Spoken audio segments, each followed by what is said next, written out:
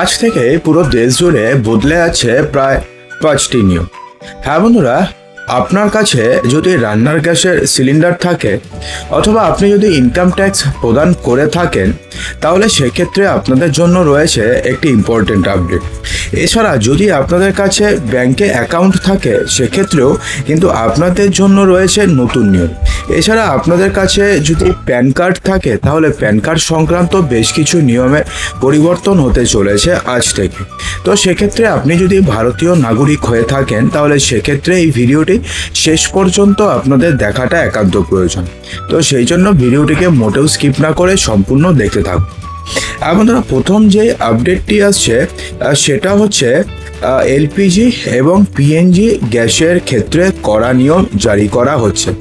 বন্ধুরা, আপনাদের বাড়িতে যদি এলপিজি গ্যাসের কানেকশন থাকে অথবা পিএনজি গ্যাসের যদি কানেকশন থাকে, তাহলে সেক্ষেত্রে তাদের জন্য বড় ঘোষণা করেছে পেট্রোলিয়াম এবং প্রাকৃতিক গ্যাস মন্ত্রক। নতুন নিয়ম অনুযায়ী বাড়িতে যদি আপনাদের পিএনজি গ্যাসের কানেকশন থাকে, অর্থাৎ পাইপড ন্যাচারাল গ্যাস, অর্থাৎ পাইপের মাধ্যমে যেই ন্যাচারাল গ্যাস আসে, সেই গ্যাসের কানেকশন যদি থাকে, তাহলে সেই সংযোগ চালু হওয়ার 30 দিনের মধ্যে গ্রাহকদের তাদের পুরনো যে এলপিজি গ্যাসের সিলিন্ডারের কানেকশন যেটা রয়েছে, সেটাকে অবশ্যই স্যারেন্ডার করতে হবে অথবা সেটাকে সম্পূর্ণভাবে বাতিল করতে হবে। একই সঙ্গে দুটো জ্বালানি বাড়িতে রাখা চলবে না। অর্থাৎ আপনি একদিকে আপনি এলপিজি গ্যাসের সিলিন্ডারও রাখবেন এবং আপনার বাড়িতে পাইপড ন্যাচারাল গ্যাসও থাকবে, দুটো একসঙ্গে সম্ভব নয়। যদি আপনাদের বাড়িতে পিএনজি থাকে, তাহলে এলপিজি আপনাকে বাধ্যতামূলকভাবে 30 দিনের মধ্যে ক্যান্সেল করতেই হবে। এরপরে যেটা আরেকটা নিয়ম রয়েছে, সেটা হচ্ছে কানেকশন ট্রান্সফার ভাউচার।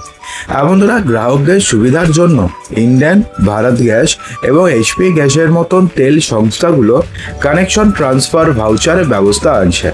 এর ফলে কি হবে? এর ফলে শহরের বাসিন্দারা এখন সিলিন্ডার জমা দিলেও ভবিষ্যতে যদি এমন কোনো জায়গাতে স্থানান্তরিত হয়ে যায় যেখানে পিএনজির কোনো ব্যবস্থা নেই, অর্থাৎ যেখানে পাইপড ন্যাচারাল গ্যাস নেই, পাইপের মাধ্যমে যে গ্যাস আসে সেটা নেই, তাহলে সেক্ষেত্রে সহজেই আবার এলপিজি কানেকশন তিনি ফিরে পেয়ে যাবেন।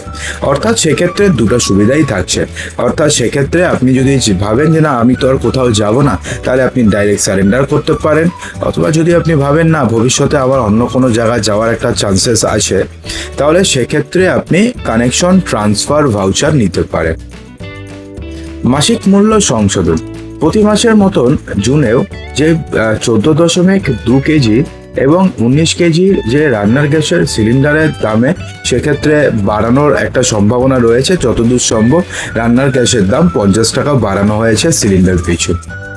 এবার যদি আপনারা ইউপিআই করেন, তাহলে ইউপিআই এ যে বিভিন্ন প্রকারের জালিয়াতি হয়, তো সেই জালিয়াতি রুখতে এবার বড়সড় পদক্ষেপ নেওয়া হয়েছে। বন্ধুরা, অনলাইনে লেনদেনে ভুল মানুষকে টাকা পাঠানো অথবা জালিয়াতি রুখতে national payments corporation of India অর্থাৎ এনপিসিআই একটি বড় নিরাপত্তা ফিচার এনেছে। এখন থেকে 1 জুন থেকে যখনই আপনি কোনো ব্যক্তিকে অথবা কোনো ব্যবসায়ীকে ইউপিআইয়ের মাধ্যমে যখনই আপনি টাকা পাঠাতে যাবেন, তখন ইউপিআই পিন দেওয়ার ঠিক আগে স্ক্রিনে ব্যাপকে ব্যাংক নথিভুক্ত আসল আইনি নাম ভেসে উঠবে। এর আগে কি ছিল? এর আগে ছিল উনি নিজে যে নামটি সিলেক্ট করে রাখতেন অথবা উনি নিজে যে নামটিকে তিনি দিয়ে রাখতেন, সেভ করে রাখতেন, সেই নামটি আপনাদের সামনে ভেসে উঠতো। কিন্তু এখন থেকে আর সেটা হবে না। তাহলে এখন থেকে কি হবে? এখন থেকে তার ব্যাংকে যে নাম রয়েছে, অর্থাৎ যে লিগাল নাম রয়েছে, সেই নামটি ভেসে উঠবে। তিনি যেই নাম দিয়ে তার প্রোফাইল সেভ করুন না কেন, যেই নাম ব্যাংকের অ্যাকাউন্টে রয়েছে সেটাই ভেসে উঠবে। এর ফলে ভুল নম্বরে বা ভুল অ্যাকাউন্টে টাকা চলে যাওয়ার ঝুঁকি যেমন কমবে, তেমনি ফেক প্রোফাইল তৈরি করে প্রতারণাও আটকানো সম্ভব হবে। ঠিক আছে? তো এরপরে যে পরিবর্তনটি হচ্ছে সেটা হচ্ছে এটিএম এ চার্জ বৃদ্ধি হচ্ছে এবং প্যান কার্ডের নিয়মে পরিবর্তন হচ্ছে। আপনারা যদি আপনাদের ব্যাংকের এটিএম থাকে, সে যে কোনো ব্যাংকেরই আপনাদের এটিএম থাকুক না কেন, স্টেট ব্যাংক হতে পারে অথবা ব্যাংক অফ বরোদা হতে পারে অথবা কানাড়া ব্যাংক হতে পারে, তাহলে সেক্ষেত্রে ব্যাংকগুলোর যে নির্ধারিত মাসিক ফ্রি এটিএম লিমিট যেটা সাধারণত 3বার হচ্ছে গিয়ে অন্যান্য ব্যাংকের এটিএম এর ক্ষেত্রে এবং 5বার হচ্ছে নিজের ব্যাংকের এটিএম এর ক্ষেত্রে। সেটা যদি কোনোভাবে পার হয়ে যায় তাহলে সেক্ষেত্রে টাকা তোলা হোক কিংবা মিনি স্টেটমেন্ট হোক কিংবা ব্যালেন্স চেক করা হোক, সেই সমস্ত কিছুর জন্য বাড়তি পকেটস্থ খেসারত দিতে হবে। অর্থাৎ এই সমস্ত কাজ যদি আপনি করতে চান, অর্থাৎ টাকা তোলা, মিনি স্টেটমেন্ট দেখা অথবা ব্যালেন্স চেক করা, সেক্ষেত্রে আপনাকে আগের থেকে বেশি টাকা খরচ করতে হবে। প্যান কার্ডের নিয়মেও পরিবর্তন আসছে।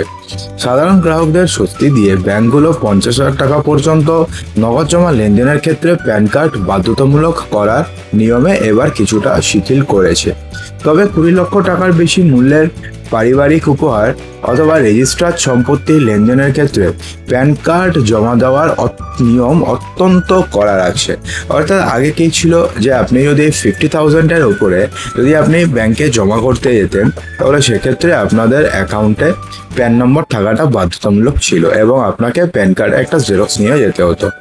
কিন্তু এখন থেকে নতুন যে নিয়ম হয়েছে অর্থাৎ 1 জুন থেকে, সেই নিয়মের ফলে কি হবে, আপনাকে আর 50,000-এর বেশি জমা করার জন্য আপনাকে আর প্যান কার্ড দিতে হবে না। নর্মালি কি হবে, 20 লাখ টাকা একটা লিমিট করে দেওয়া হয়েছে। অর্থাৎ 20 লাখ টাকা যদি ট্রানজাকশন হয়ে যায় তাহলে সেক্ষেত্রে আপনাদের অ্যাকাউন্টে প্যান কার্ড জমা করতে হবে। যতক্ষণ না পর্যন্ত 20 লাখ টাকা হচ্ছে আপনি কিন্তু অ্যাকাউন্টে টাকা জমা করতে পারবেন। এবার বলা হয়েছে যদি আপনি আইটিআর ফাইল করে থাকেন তাহলে সেক্ষেত্রেও আপনাদের জন্য রয়েছে বড়সড় আপডেট। এবং এটা অগ্রিম কর এবং আয়করের নতুন ছাড়। বেতনভোগী কর্মচারী এবং করদাতাদের জন্য আয়কর আইন 2025 এবং আয়কর বিধি 2026-এর অধীনে বেশ কিছু বদল আনা হয়েছে। Advance tax deadline. চলতি অর্থবর্ষে যাদের আনুমানিক নেট করের দায় অর্থাৎ যাদের ইনকাম ট্যাক্স 10,000-এর বেশি, তাদের আগামী 15 জুনের মধ্যে প্রথম কিস্তি হিসাবে মোট ট্যাক্সের 15% জমা করতে হবে। অর্থাৎ যত টাকা তার ট্যাক্স লায়াবিলিটি থাকছে সেটা যদি 10,000-এর বেশি হয় তাহলে তার 15% ট্যাক্স 15ই জুনের মধ্যে জমা দিতে হবে। তা না হলে প্রতি মাসে 1% হারে সুদ গুনতে হবে। এছাড়া বেতনভোগীদের জন্য বাড়তি ছাড়ের ব্যবস্থাও করা হয়েছে। যারা পুরনো ট্যাক্স কাঠামো বেছে নিয়েছেন তারা এবার থেকে চালান যদি ঘোষণা করে তাহলে সেক্ষেত্রে তারা বেশি ছাড় পাবে। চিলড্রেন এডুকেশন অ্যালাউন্স বাড়িয়ে প্রতি মাসে সন্তান পিছু 3,000 টাকা করা হয়েছে। হোস্টেল অ্যালাউন্স বাড়িয়ে প্রতি মাসে 9,000 টাকা করা হয়েছে। এছাড়া বেঙ্গালুরু, পুনে, হায়দ্রাবাদ এবং আহমেদাবাদের মতন কর্পোরেট শহরগুলো এখন থেকে 50% বাড়ি ভাড়া অর্থাৎ এইচআরএ ছাড়ের আওতায় আসবে। ঠিক আছে। এছাড়া যদি আপনি রেলে যেতে চান তাহলে সেক্ষেত্রেও কিন্তু আপনাদের জন্য রয়েছে আরও একটি বড়সড় পরিবর্তন। এছাড়া যদি আপনি অন্নপূর্ণা ভাণ্ডারে যদি আপনি অ্যাপ্লাই করতে চান সেক্ষেত্রেও কিন্তু 1 জুন থেকে একটা বড়সড় পরিবর্তন রয়েছে, সেটা একটু পরে জানাবো। তো 1 জুন থেকে ভারতীয় দক্ষিণ রেলওয়ে অর্থাৎ সাউথার্ন রেলওয়ে জোন তাদের উপনগরী বা শহরতলি ট্রেন পরিষেবার সময়সূচি সম্পূর্ণভাবে বদলে ফেলেছে। চেন্নাইয়ের অন্যতম ব্যস্ত রুট চেন্নাই বিচ তাম্বারাম চেঙ্গলপট্টু করিডোরে চলাকালীন 200-টিরও বেশি লোকাল ট্রেনের সময় পরিবর্তন করেছে। তো সেক্ষেত্রে আপনি যদি চেন্নাইতে থেকে থাকেন তাহলে লোকাল ট্রেনের কি সময় হয়েছে একবার অবশ্যই দেখে নেবেন। তো এবার যদি আপনারা 1 জুন থেকে যদি আপনারা অন্নপূর্ণা ভাণ্ডারের জন্য অ্যাপ্লাই করতে চান তাহলে সেক্ষেত্রে অন্নপূর্ণা ভাণ্ডার নিয়ে কিন্তু এবার একটা বড়সড় পরিবর্তন এসেছে। হ্যাঁ বন্ধুরা, মুখ্যমন্ত্রী শুভেন্দু অধিকারী এবার প্রায় 20 জন আইপিএস আধিকারিককে দায়িত্ব দিয়েছেন যাতে তারা এই অন্নপূর্ণা ভাণ্ডারের যে ফর্ম রয়েছে, যে ফর্ম ফিল আপ করতে সাধারণ মানুষকে অনেক সমস্যার মধ্যে পড়তে হচ্ছে, তাদের যেন সমস্যা দূর করা যায় এবং প্রত্যেকের বাড়িতে যেন যে দিদিমণিরা আছে এসএসকে এমএসকে দিদিমণিরা, এছাড়া বিভিন্ন অফিসে যারা কাজ করে তাদেরকে যেন পাঠানো যায় এবং গিয়ে তাদেরকে অন্নপূর্ণা ভাণ্ডারের ফর্ম ফিল আপ করতে যেন সহযোগিতা করা হয়। এই ব্যাপারে মুখ্যমন্ত্রী শুভেন্দু অধিকারী আগ্রহ তাদেরকে বলেছেন। তো খুব সম্ভবত হয়তো 1 জুন থেকে আপনাদের বাড়িতে বা 2-3 তারিখ থেকে আপনাদের বাড়িতে লোক আসা শুরু হবে এবং আপনাদের বাড়িতে অন্নপূর্ণা ভাণ্ডারের ফর্ম তারাই নিয়ে আসবে, আপনাকে ফিল আপ করতে সহযোগিতা করবে। তারপর যখন ফিল আপ হয়ে যাবে তারপর তারাই প্রয়োজনীয় ডকুমেন্টসের সঙ্গে সেই ফর্মটিকে নিয়ে যাবে। তো আশা করবো ভিডিওটিতে আপনাদের সমস্ত কিছুই সঠিকভাবে বোঝাতে পেরেছি। যদি ভিডিওটি ভালো লেগে থাকে তো লাইক করবেন, বন্ধুদের মাঝে প্রচুর শেয়ার করবেন এবং চ্যানেলটিকে সাবস্ক্রাইব অবশ্যই করবেন।